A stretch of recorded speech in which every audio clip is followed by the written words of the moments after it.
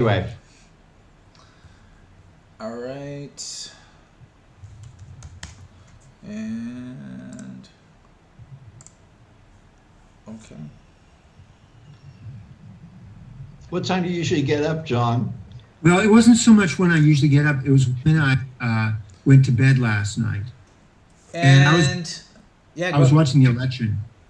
And welcome everyone to the Mechanics Institute on the final day of the 2020-2021 Pan American Intercollegiate Chess Championship. This is round 7. I'm Abel Talamantes, chess director at the Mechanics Institute, joined by the former chess director of the Mechanics Institute, International Master John Donaldson, and FIDE Master Paul Whitehead. And thanks for joining, John. And you are no stranger to team events, for sure. You're coaching at the highest levels with the U.S. Olympiad team.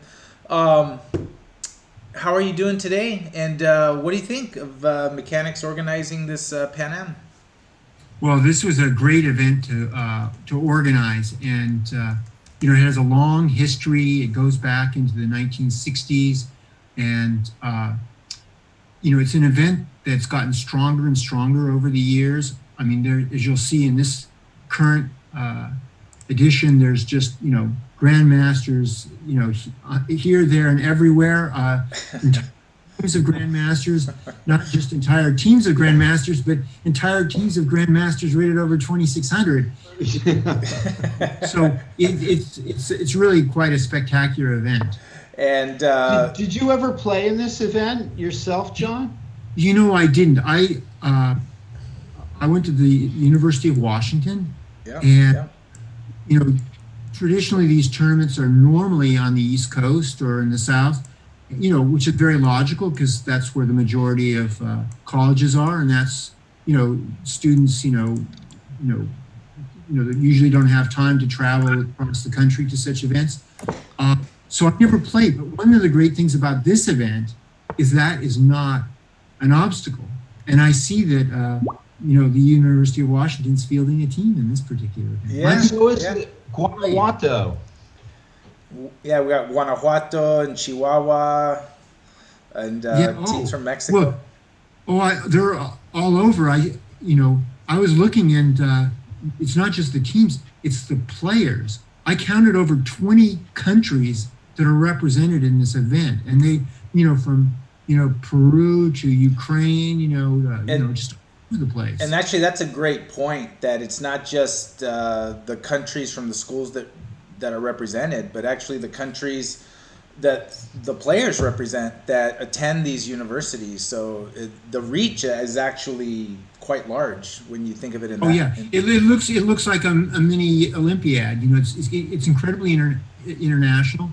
And the other thing that really struck me is the number of women that are participating. Yes, right. In fact, there's not only just like the random women, on one or two teams, but there's like at least 2 teams that are entirely all women. And in one case, the team has an average USCF rating over 2,300. Right. Yes. And that's the University of Missouri women's team that has been quite strong in this event. And we're here at round 7, and we're joined by Grandmaster Nick DeFermian also. And after 6 rounds, Webster University is just putting in a dominant performance thus far. They are 6 out of 6. They are in clear first, a full point ahead of University of Texas Rio Grande Valley's B team. And they're at 5 out of 6. And then we have a few teams at 4.5 looking to catch up. That's St. Louis University A, Missouri A, Rio Grande Valley's A team also, University of Texas at Dallas's C team, Texas Tech A, Dallas A team, and Stanford all at 4.5. And but 3 rounds to go, so a lot can happen. But Webster certainly in the driver's seat right now. And this is the board 1 happening right now for Webster. Lazaro Bruzon Batista taking on Mateos Bartel of Texas Rio Grande Valley. And one of the things about this Webster team is their board 4, as we've been talking about, Alexander Lenderman as board 4. It's pretty amazing. That's a strong team. Yes, I mean that's a team that could realistically fight, to finish in the top 10 in the Olympiad. Yeah. Yeah, Yeah. when you have Lenderman playing on board 4, I mean, that speaks volumes. And also, Batista's a former 2,700 player. He's, like longtime number 2 for the Cuban Olympiad team. So obviously this is a, very formidable team. And John, tell us about, as a coach, like what's the strategy for the team here with Webster being a full point ahead at this point? Like, do the players just play chess, or is there something you tell the players at this point? Oh, these guys are all, very experienced professional players. I mean, I think the one thing that you would maybe see as a slight change for Webster, that now the players that are playing black, they're just going to play their best stuff, and they're not going to be like going to try to really imbalance the positions, but just try to equalize and look for their chances from there. Because with 2 of their teammates that are like really strong players with white, they're 2.5 gets you the full point, Right. the same point. So as long as they just win matches, or in the worst case yield a draw, they're really going to be very hard to catch. The thing to notice is that they've played many of the other contending teams already. Exactly right. Also, the teams that are chasing them, it's kind of like a meat grinder. There's so many good teams. It looked to me like, about the first 8 teams are like substantially higher rated than a lot of the others.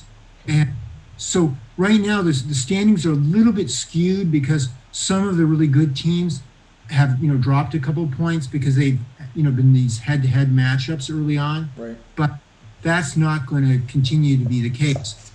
It's like they've all taken their poison. They've had to play Webster, and then they're Right. And so I expect the cream's going to rise to the top very quickly. And you mentioned about Webster. I mean, if you look at the current standings right now, with second place Texas Rio Grande Valley, B, St. Louis University, Missouri. I mean, Webster is playing all these teams already, right? And the thing about having more teams for Webster, their B team is contending there at 4 points. They almost connect as a foil in defeating another team that's coming up to keep Webster on top. Well, you remember in the past, actually, there was a situation where the first 4 teams would qualify for the Final Four, and one particular season, this tournament was held, and the Webster A team did not make it to the Final Four, but their B team did qualify, so their A team was able to play in the final. Now, if the B team qualifies, and Alexei was telling us yesterday that even if 2 teams from a school cannot separately qualify, only one school qualifies. So say the B team qualifies for the Final Four, can Webster field the team however they want? Like they could actually use their A team in the Final Four if they wanted? Yeah, they've done this already. It's happened already, yes. I didn't know that. That's interesting. Yeah, it's sort of like the university qualifies for the Got event. it. Yeah, exactly. And those players that fought so hard on the B team have to sit down. Well, you could think of it as like in the regular Olympics, where you have like the 4x100 or 4x400 relays, and Right. preliminary sections, and you have different team members running in those events. But then when it comes down to the finals, you might have runners running that didn't compete in the previous race. So Right. it's not uncommon in sports to see this situation. But that also sort of maintains the team aspect of it, because it's not about any one person. It's the team wins, right? So, Yeah. One other thing I noticed looking at the standings last night, it's great. I saw there were 2 teams from UC Berkeley playing. There's also a team from Stanford competing. Yeah. I noticed there were other Bay Area, young stars like Vignesh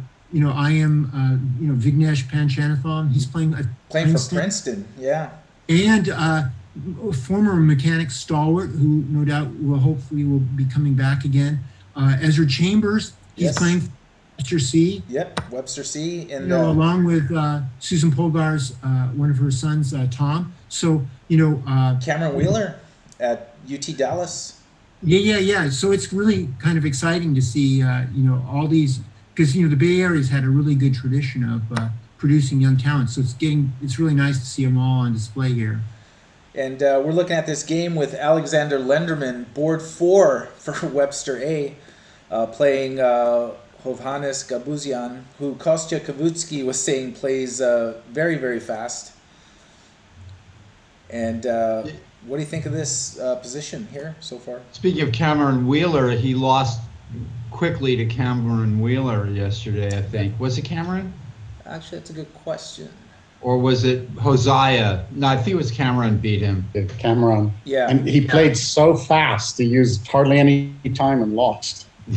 Cameron was sharp. Yeah. And Hosea and Cameron are having great tournaments, John. Just incredible tournaments, actually, so far. So this is pretty even here. Is this like... Are the games on... go to twitch.tv/mechanicschess and then just mute the Twitch broadcast. Okay. I'm going to grab a glass of water. Yeah.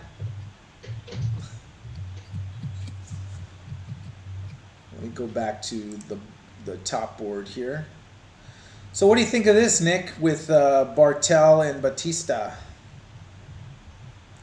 Yeah, G4's kind of aggressive, taking space can cause some weaknesses. So it's better than some boring stuff of playing it close to the vest, but probably still about equal. Black's developed about enough of the center. And John, Judith is in the Twitch chat saying, hello, great to see you. Oh, Judith, Starry. Okay, sure enough. Okay, yeah. I was just wondering if, the way things are going with the mechanics, I was expecting to see Judith Polgar as well. Yeah, it could. You never know. No, you guys are getting better by leaps and bounds here. Yeah. So this looks like it came out of, well, this is interesting. I assume it came out of an exchange French, or was it a Petrov? Petrov, okay. Yeah, that's sort of like, what I was saying about the strategy for Webster going, I don't think that their start has caused them to rethink their battle plans that much, but only to the extent maybe that, in the early rounds, they probably all had like open invitation to mix it up. But now when they're coming down the home stretch, probably with Black, they just want to play a little bit more solidly. Well, here for White, Bartel, he's definitely, he's on the Rio Grande Valley team. They need to mix it up. Somebody needs to defeat Webster if they're going to have any kind of a chance. Right. Well, Bartel, he's a former Polish Olympiad team member. He's, been over 2,600 for many years. So, he's no stranger to important team competitions. It looks like he's getting ready to castle queenside, and then just advance his kingside pawns. And I presume that Black may be following suit on the queenside with his pawns as well. Yeah, that game will at least be very entertaining. Yeah, this is going to be a fight. You get this weird symmetry, H3 and G4, and there'll be A6 and B5, mixing it up. What was the matchup, the marquee match last round, which looked like it was going to get very peaceful, and then there was one declined draw offer. Yeah, that was the Webster St. Louis University match. The Webster St. Louis match was very interesting from a psychological viewpoint and team captain kind of thing. And what ended up happening, which I'm interested to learn more about, if my memory is correct, that early draw offer was declined, But then when it was declined and that player played on, the other 3 games ended in quick draws. And then that was the game that kept going. And the person that declined the draw, which is right here, the board 3, Aram Hakobian, Grandmaster Aram Hakobian, pulled out the win. And then they won the match against I thought it was the other way around. I thought it was the person who, I thought Hakobian declined the draw and ended up winning. I have to go back. You actually might be. Yeah. No. It was. The winner was the one who declined the draw. Yeah. Oh, that's what I meant. Yeah, that's what I said. And I'm wondering if when the draw was offered, if that sort of signaled, all right, my opponent is wanting to take the draw, I'm going to push him and keep going, and I mean, it paid off. It was a sharp game. One thing I see over and over again, just everywhere at the top level as well as the TNM, is that the draw offer is usually a sign of weakness. Yeah. Or do you? Yeah, go ahead. Oh, I was going to say the last game that Belus was playing against Hakobian, that that you just had on the screen just a moment ago. Very sharp game here. White's it's kind of a Catalan type of structure, and White's sacrificed the pawn, queenside pressure. It was out of Catalan. Yeah, one thing that's interesting about it is Black. Usually in these positions, Black wouldn't have the 2 bishops, but the thing for Black is that bishop on G2 is a monster, and it's keeping Black tied down to the C6 pawn, and keeping his knight on B8 from developing. And if the bishop goes to B7, White's got knight C4, knight A5 coming. A knight on A5 can be very paralyzing in these sort of situations. And Black can stop it by playing A5, but then he weakens the B6 square. So the key thing to remember in these sort of positions is that's often forgotten by less experienced players, is that when you're a pawn ahead, one of the defensive resources that you have is you can return that pawn to try to get your pieces out. So I think that Black's having a really serious thought here, because his next move will really set the tempo of the play, and he has to sort of decide how he's going to arrange his pieces. His bishop on C8 and the knight on B8, how he's going to arrange them, because White's going to try to recover his pawn, but he's not going to be in a rush to do that. He's going to just try to gradually increase the pressure. You can imagine a White rook coming to the C file and putting pressure on C6. I mentioned that knight coming to A5, and the other knight may come to B3, so that another potential outpost is the C5 square could be available for the knight as well. So it'll be very interesting to see how Black handles this position, and particularly what his next move is. And with this time control of game 25+5, you get to a point where things just change dramatically once you get under 10 minutes, and players get in time pressure, and we've been seeing that in every round. There you go. He just gives the pawn right back. Right, yeah. The key thing here is development, and both these are very strong players. Belus is originally from Russia, and Hakobian, from Armenia. That's one of the biggest, in a very welcome development over the last decade, has been the number of young foreign players that have come to the United States to study and have really enriched the chess environment. It's not just playing against themselves in competitions like this, but also it means like in weekend tournaments that they have that opportunity. A lot of young players get to play them and, on their way up. And, on the whole, I think it's a very positive development. And pulling up the game on board 4 with between Lenderman and Gabuzian. John, could I ask, is that your famous personal chess library in back of you? It is. It's part of it, yes. Part of it? Yeah. That's not a virtual background. That's honest-to-God library behind you. Yes. Well, one thing I found is over the years, the library's paid for itself in reducing my PG&E heating bills. There you go.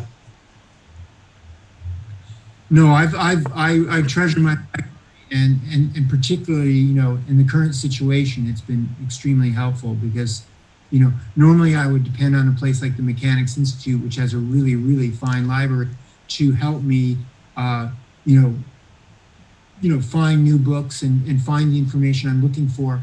But of course, now it's a little bit trickier because, if I lived in San Francisco, I could just walk over and they have a pick up and take out service. But of course, because of the pandemic, that's not an option if you don't live in the city. Is there some danger here in this game with the F3 pawn? I think Black has just played very carelessly and is significantly worse up now. So why not just play Rook B4? White is a clear pawn ahead. Yeah, I mean, I don't know if it's this blitz mentality that they were talking about that Black has, but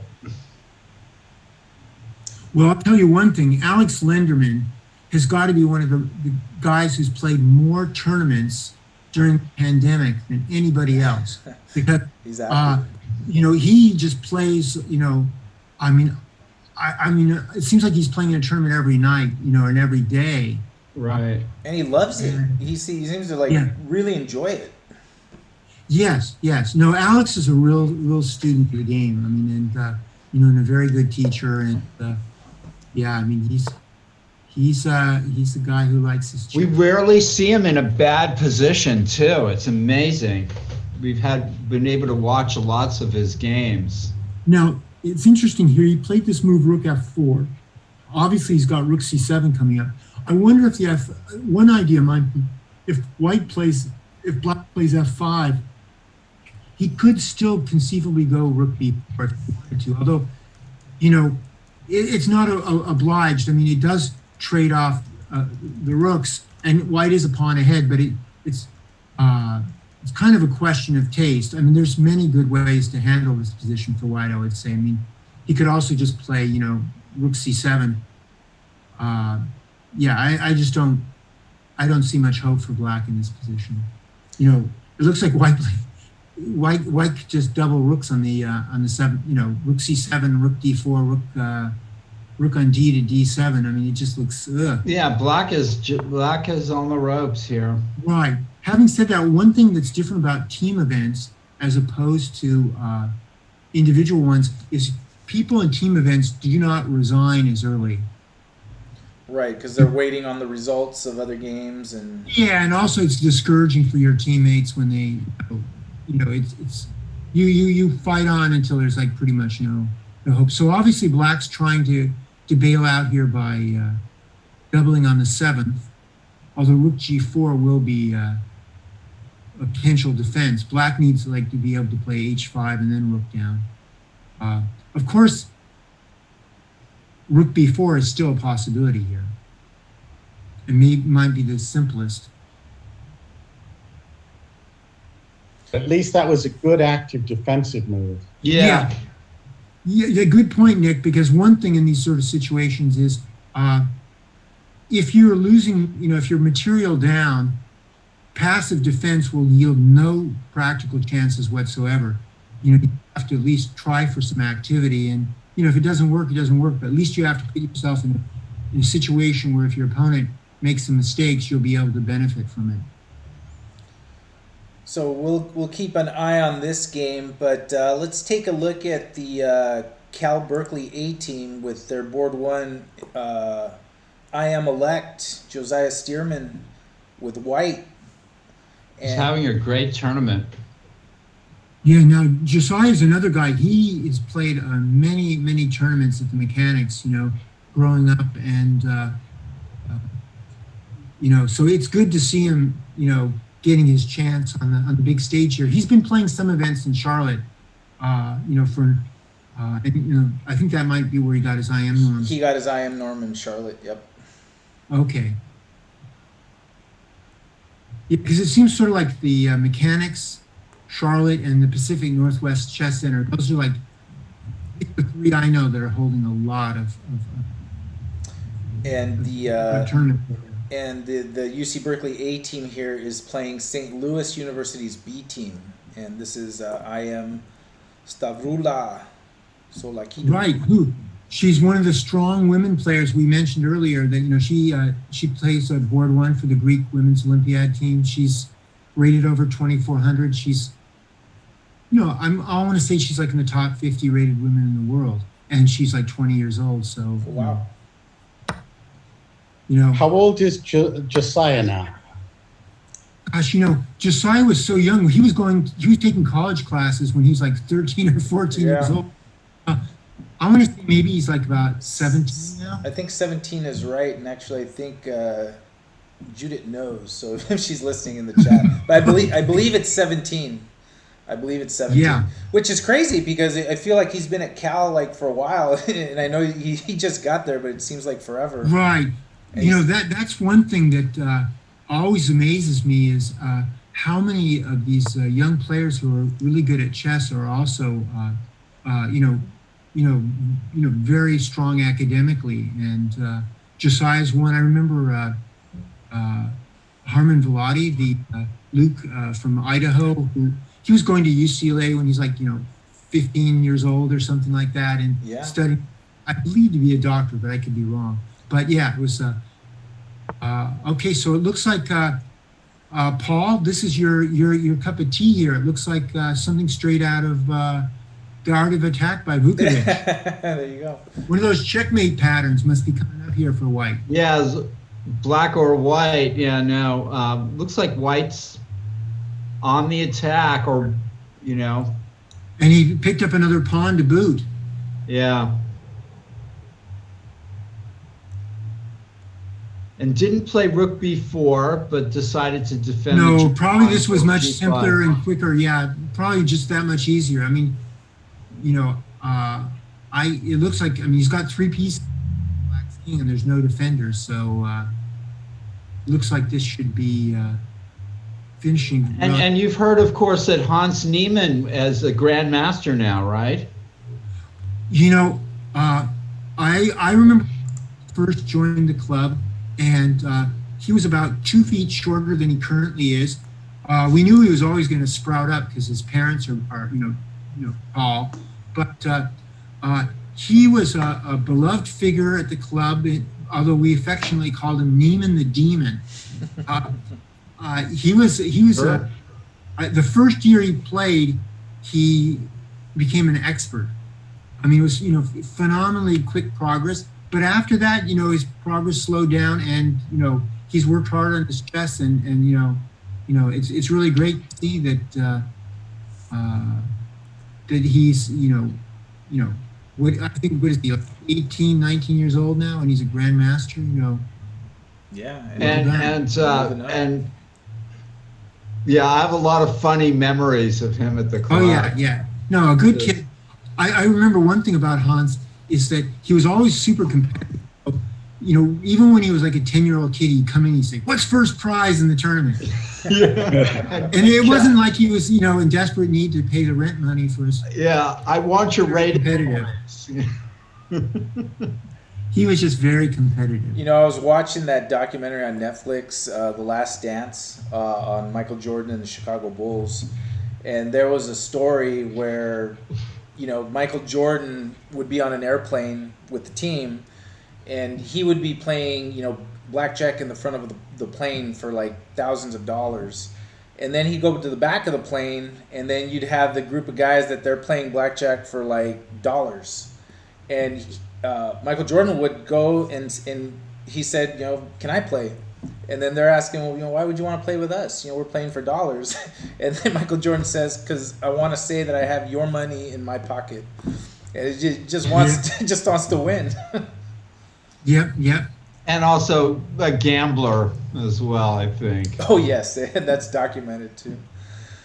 So let's go to the second table, and this is the matchup on the team board 2, and this is the other University of Texas Rio Grande Valley team the A team actually playing St. Louis University's A team.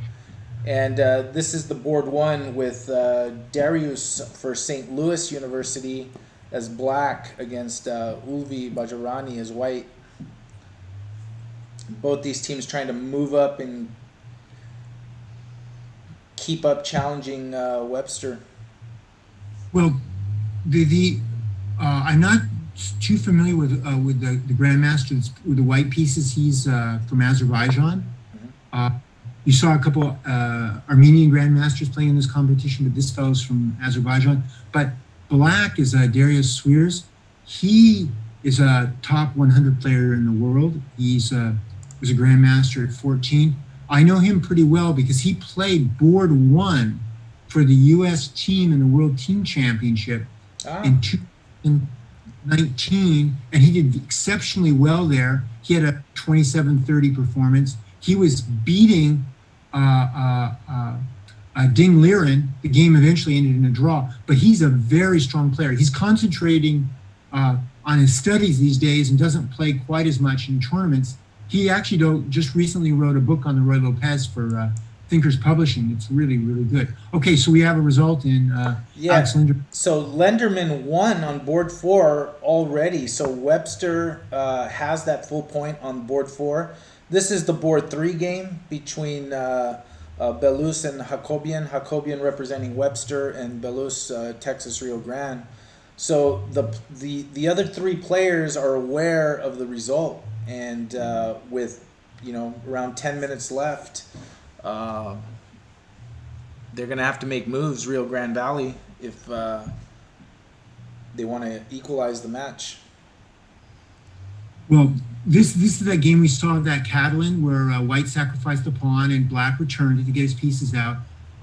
Normally in these positions, I would say that white would just have a clear advantage. But what makes the position different is that black has the 2 bishops, and that bishop on 6 is quite attractive. So the key question here, though, is knight e7. Black will just take it, and if you take on a8, the knight on c5 is hanging. So for the moment, there don't seem to be any tactical wins for white. I mean, he's got moves like, for example, knight to d7 would be normally a very thematic move, but after the trade on d7, black's capturing on b2. So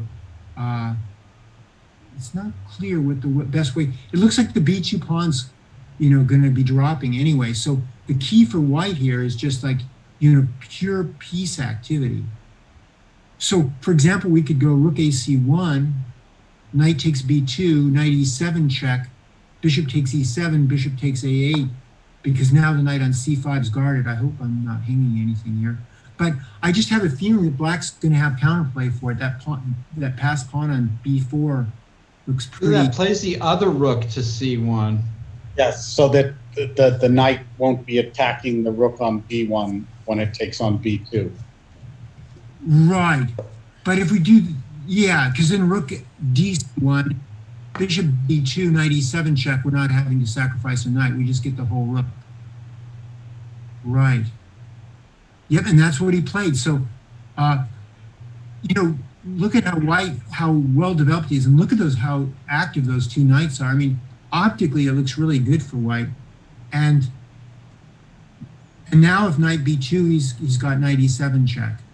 When assumes bishop takes a8, and White to exchange up. Yeah, and it probably it's good because the knight on b2 is kind of loose.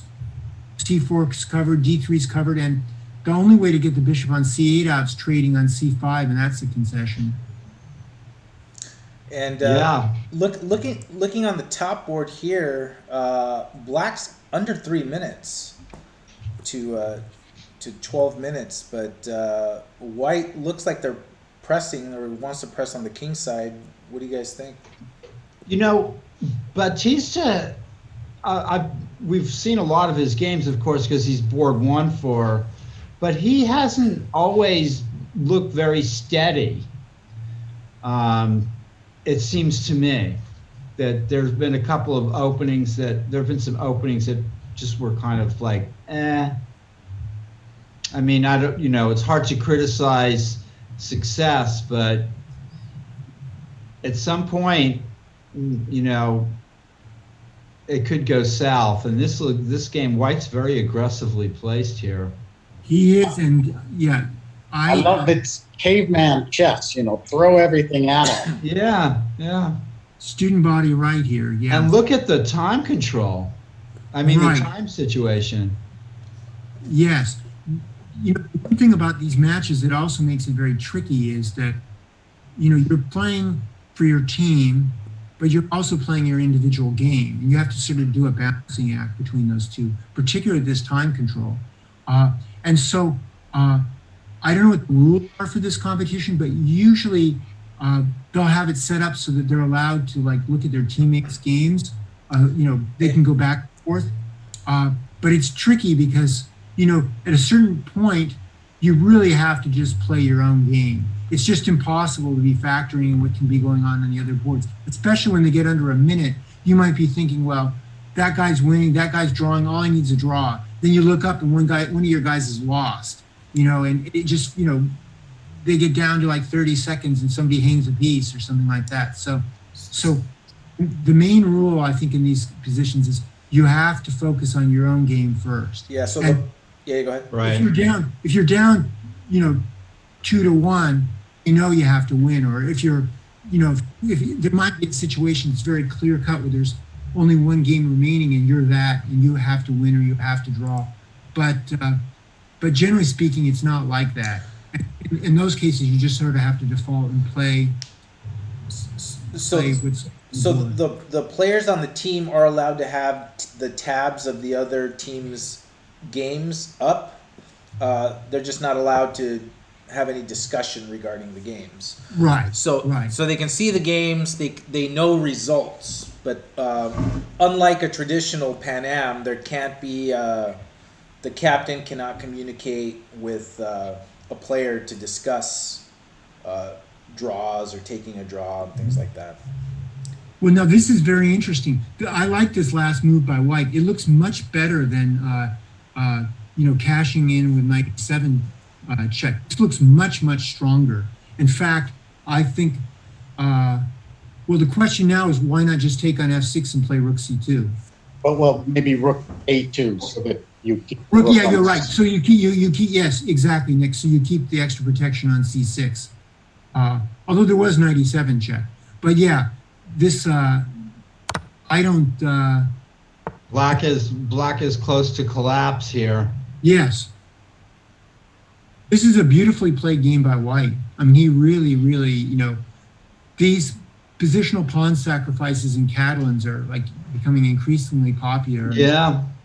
And what's really impressive is that Armenian players are noted for being, really excellent strategists. That's sort of their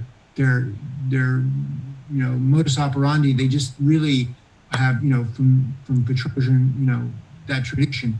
But here, White's just completely outplayed Black, in a positional way. And so I don't know what to do. And this would be a huge result if White was able to win, because with Lenderman winning on board 4, this would equalize the match if White were able to get the win. But let's go to a game that we haven't looked too much at. This is the board 2 game in the Webster Rio Grande Valley match. This is Benjamin Gledura for Webster, White Grandmaster, against Camille Dragoon Grandmaster for Rio Grande Valley. Another two guys that play for their national Olympiad team. Gledura has been the young star for Hungarian chess for a number of years. I mean, he's falling, after rapport. He's not at that level yet, but he's 2650 or so, I would say, FIDE. And it's funny, some people we haven't heard anything from, like Rapport, since the pandemic. Yeah, I think he's played in the Bundesliga. Pretty sure about that. If you went to 2700chess.com, you could be certain exactly what's going on. But Dragoon has played for the Polish Olympiad team, and I think he was a member of the team in Batumi. I want to say that he was one of the 2 bottom boards that did so exceptionally well and helped their team to, nearly win a medal in the competition. And John, I have a question for you. I'm going to switch back to the board one match just real quick here, because Sure. they are at move 15.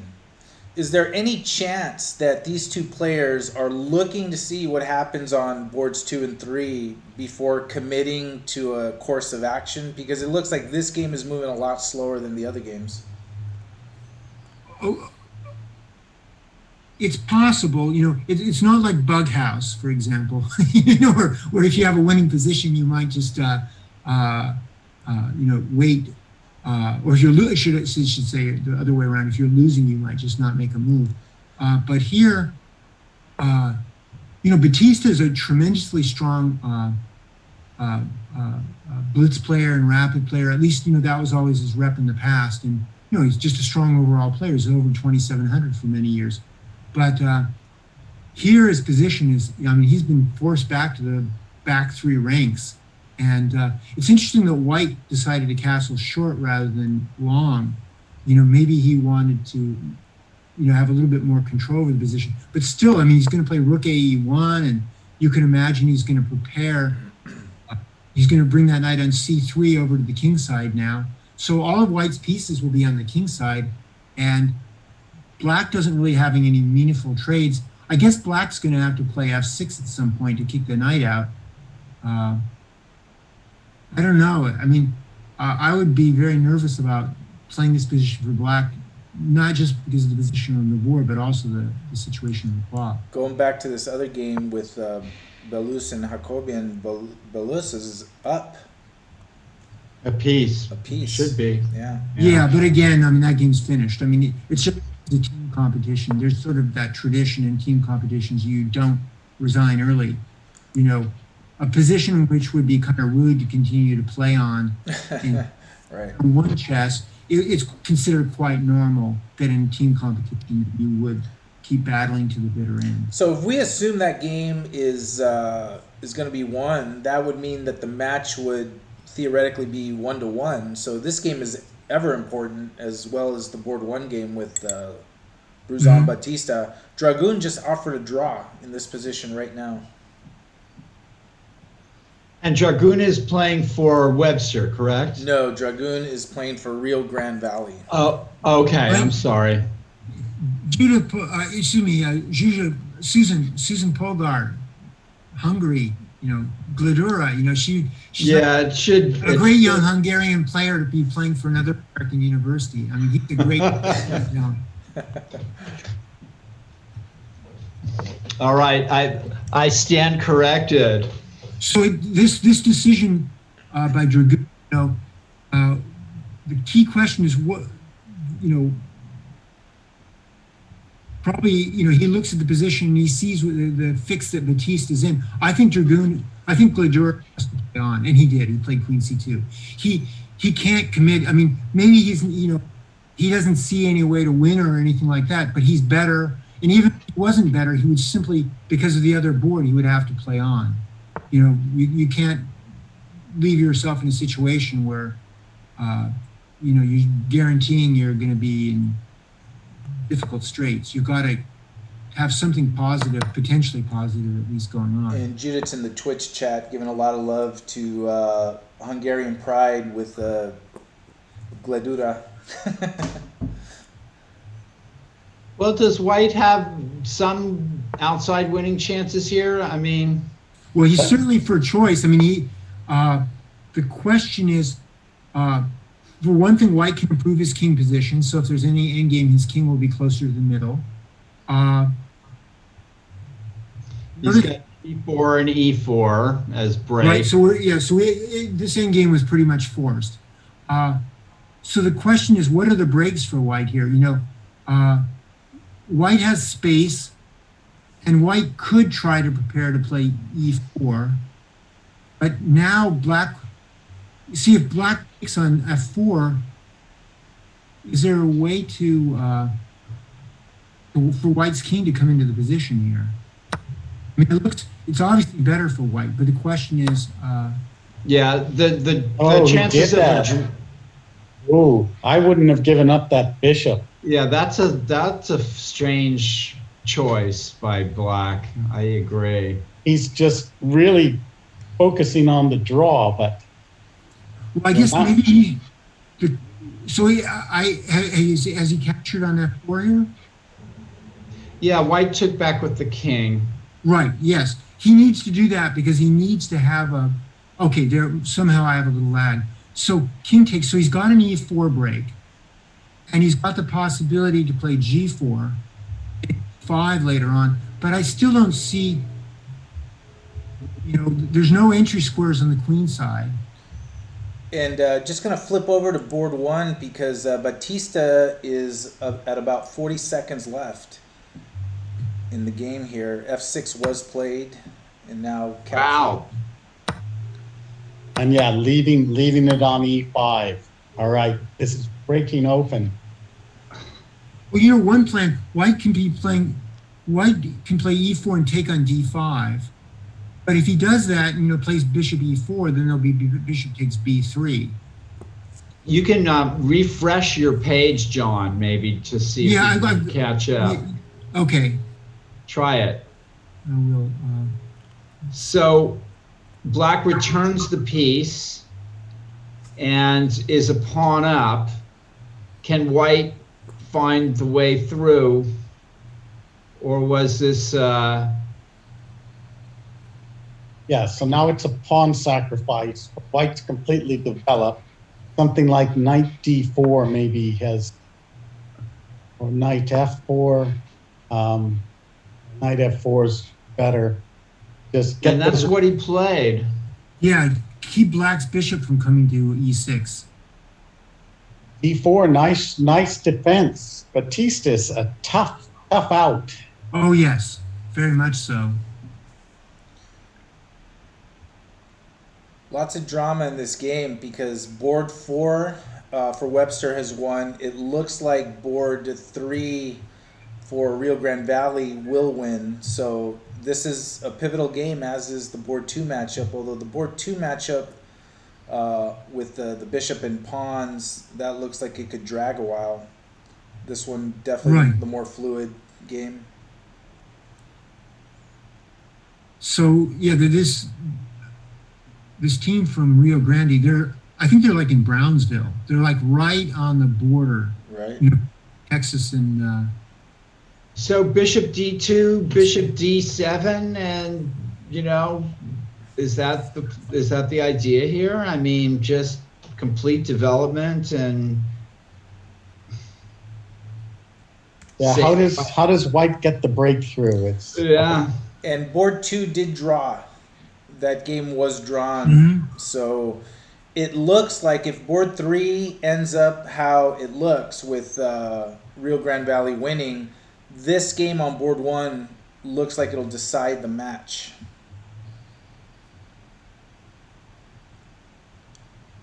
And for the tournament situation for Rio Grande, I mean, Bartel had to go for it. They've got to win. They pretty much. I mean, I guess they 2-2, and then they try to win the last 2 matches is another plan. But it's understandable that he had a promising position. He decided he should take his chances, but it could backfire here.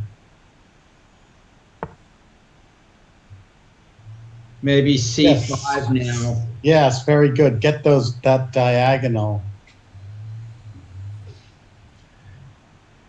And what was a big time advantage is starting to equalize a bit now. You can see Tall trying to find a way in here for white. Maybe bishop A5 and rook E5. Well, except for the queen will protect the bishop. But now maybe bishop A5. Now you got. I'm looking. Well said. Okay, so king H8, and now. So if Rio Grande Valley wants to make a move, this is now starting to look juicy for white. You have rook H5 coming in.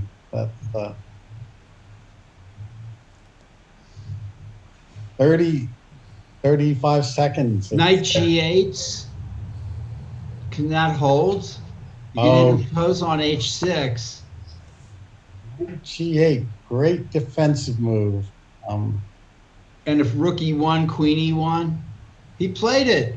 Wow, I'm calling the moves. Well done. 28 But seconds. White's got something here. But now you got to find the solutions under blitz conditions. Haha. And all the pressure of a year's long preparation. I mean, what about rook h5, knight h6, rook h6? No, knight f6. And then knight g6 and rook f6 or something like that. It looks like White's starting to cash in here. Yes, but remember there's that check on e1 for defensive purposes when all the white pieces are Oh, shifted yeah. over to the king side. Rook h7, knight h7, knight g6, king g8. Oh, you're close. Queen c4 or rook f8 check, and then queen c4 check. Do you get a smothered mate or something? Well, the knight on h7 can take a rook check on f8. Yeah, that's right. Well, But so he just takes a pawn. Very practical. You're still a little better.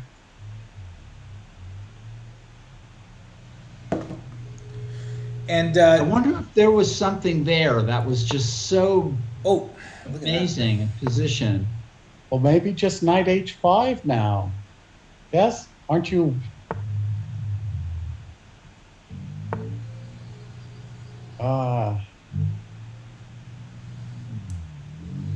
Well, they don't have time for perfect play. They have to No, make moves. no.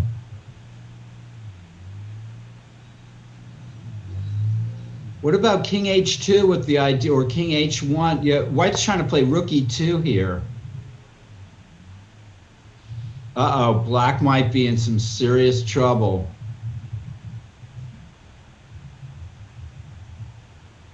Yeah, see these defensive Wow, moves. but the time is so short. Look at that.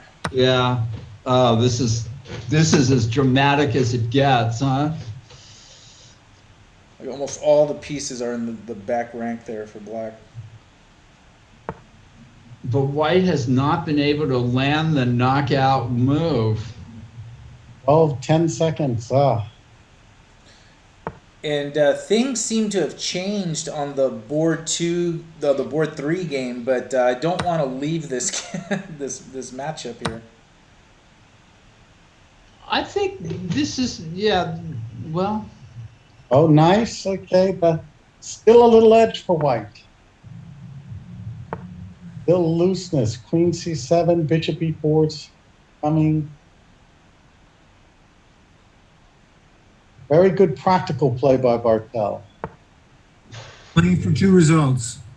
and I think this bishop endgame might not be good for Black as well. Oh, he'll probably keep the queens on. Oh, didn't.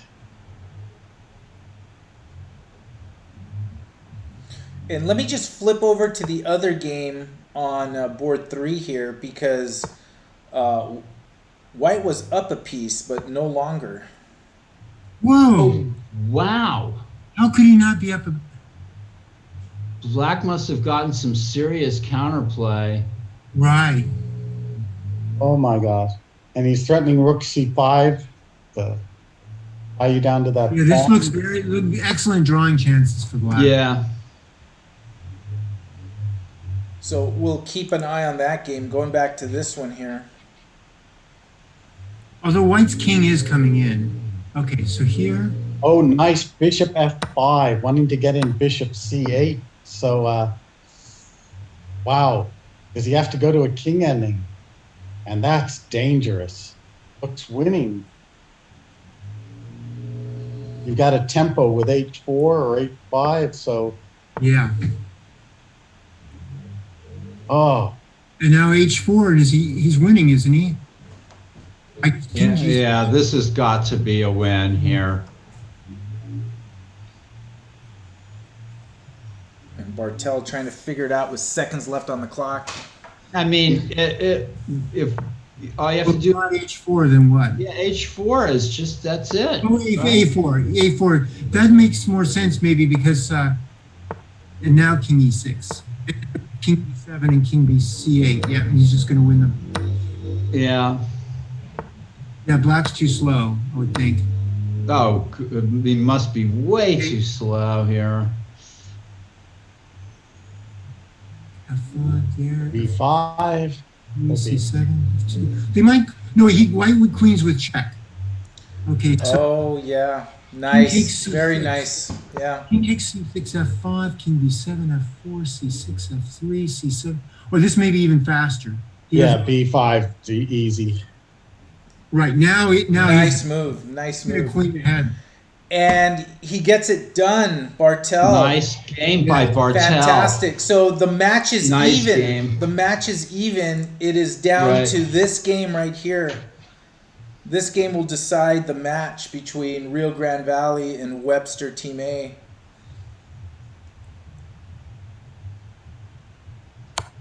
Well, Difficult defense for black. it looked like Belos had it in the bag. Yes. Well, it still looks very good for him, but not. For example, now if he plays A7, And rook C4 check and rook takes A4. oh, you're right. instead You're of right. A1. Yes. So This is where on the Tuesday night, Black would announce mate in 3 or something like that. I think white's going to win this. Oh, Very he's hard to defend. time's almost out. B5, yep. Okay, so now rook on A to B4, and then rook to B6. Still tricky Right, but it seems like because the rook can it's return true. down to C to the down Right. to rank or something. yeah, it's not. Maybe E4. Oh, he's coming in, but Black can repeat. Oh no! Now coming to A7 now. Yeah, coming to A7. Oh, that king is a fighter, I have to say. And if White's able to convert this win, this would be an upset win for Rio Grande Valley. And White. Oh, White could have played Rook D4 and Rook D7. That would have just been the end of the game, right? You think so? But Black blocks the D file. oh, now black. Okay, so now he comes there.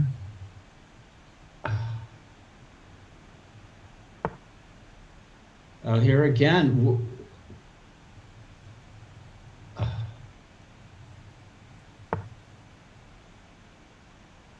this is intense. White really seems to know like some kind of technique here, you know. It's do you know what I'm saying? Like the technique involved has been kind of Okay, so rook check, king up, rook check. Oh, now rook to A1. Right, you have to go there. Yep. Oh,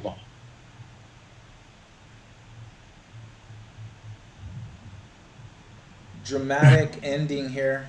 yeah. Oh, he's going to put one rook on B8, the other on B7, and then play his rook somewhere along the 8th rank. It's like White has just played this clockwork kind of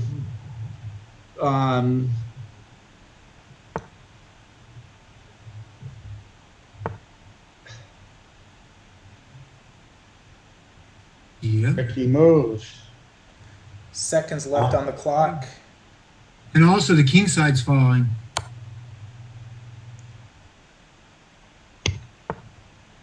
And back to F8.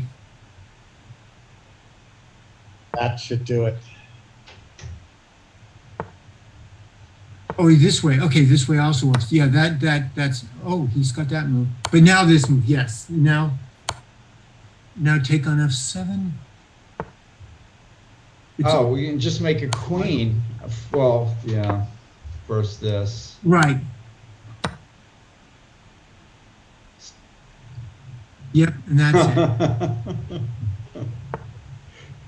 So Buelos, he got there. I think his name means something like mustache in Russian. Oh, that's funny. Yeah, I think so. I'm impressed by White's kind of clockwork progress on the queen side. Capital T for technique. Yeah. It, almost as though it was familiar, in some. Well, of course it is in some ways, but And nice. if this result holds, the tournament started up again. The battle for first is now. exactly. I mean, Webster's still in a very good situation, but they're going to have to win the last two. Yeah, what an incredibly dramatic.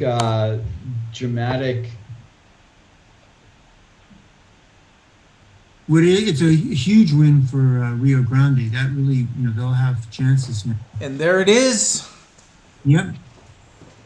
Vladimir Belos delivers the match for University of Texas Rio Grande Valley's B team against Webster, and now they are the two teams that are tied for first with 6 out of 7. Blows the whole thing right out of the water. And Amazing, it is a match John. with 2 rounds to go. And on the second table, it looks like St. Louis University. Let me verify this. St. Louis University got the win in the match against the Rio Grande Valley. So that was the A team that won for Rio Grande Valley. The Rio Grande Valley B team looks like they drew. Actually, looks like they drew. If what I'm seeing is right, against St. Louis and Rio Grande Valley B, looks like they.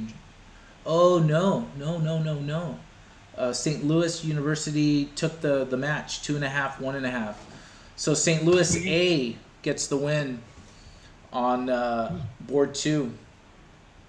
Yeah, that's you think of the teams that are competing in this competition, and some of them,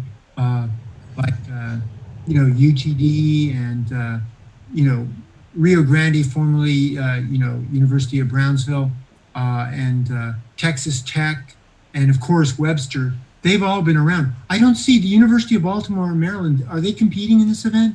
No, they're not. They didn't. Okay, so they're another team that usually, but they've not been as strong, in recent years. But what I was going to say is that one thing that's really impressive is it isn't just the teams that are really strong.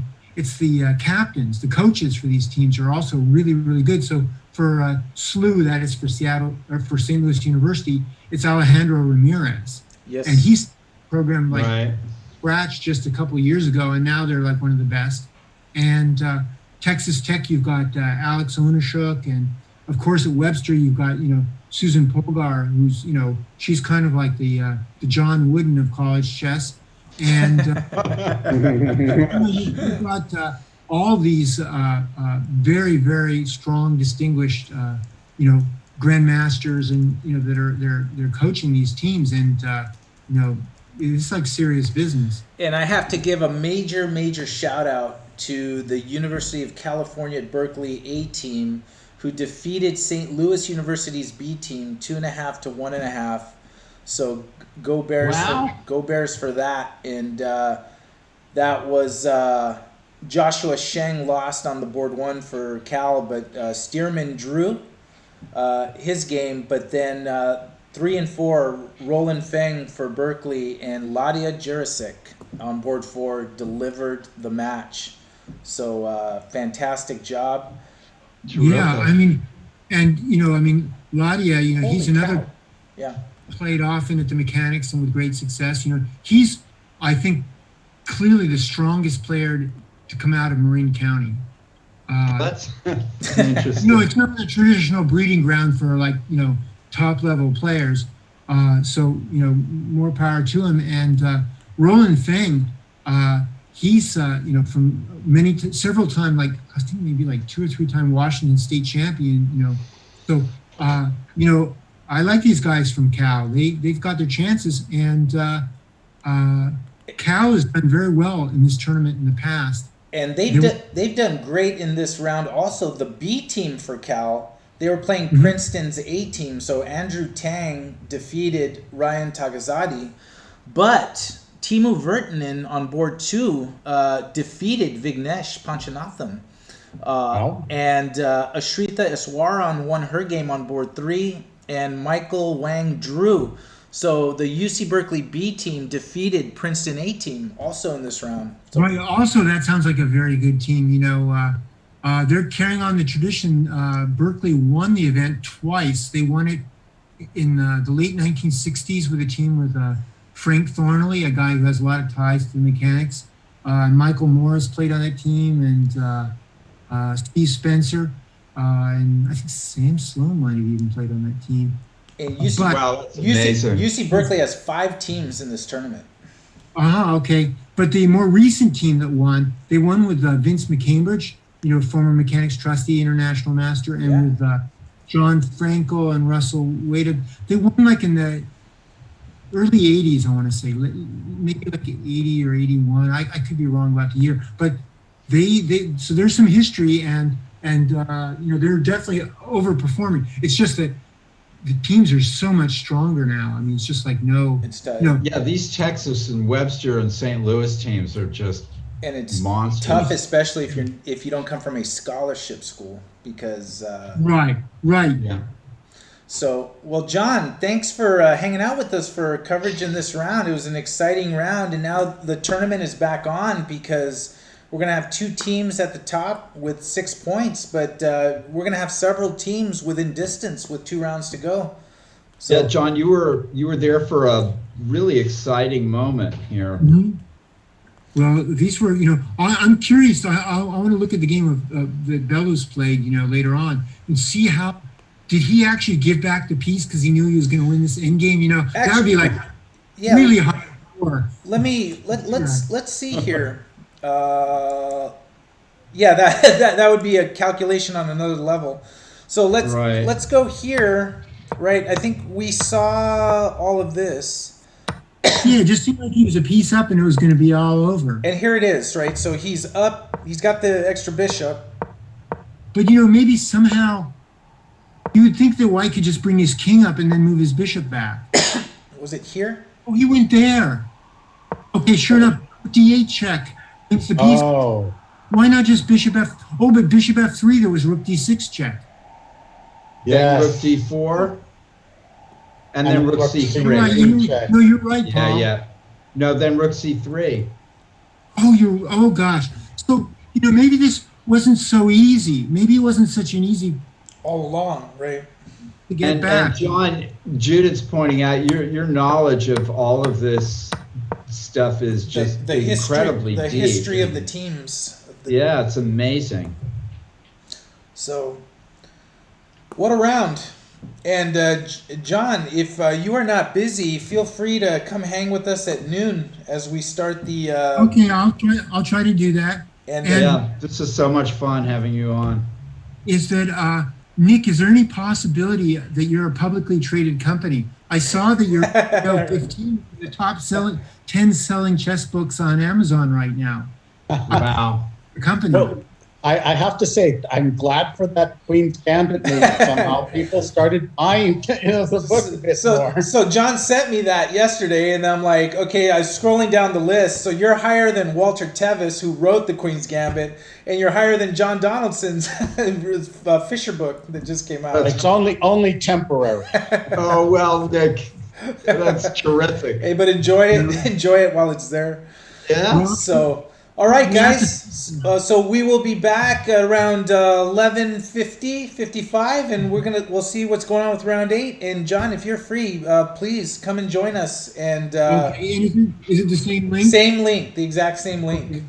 All righty. All right, that'll be great. All right, everyone. If you want to follow the updated standings and results, I will put it in the Twitch chat right now. And as soon as they have it ready to go, you can take a look at that, and we will all be back at noon for round 8 of the Pan American Intercollegiate Championship.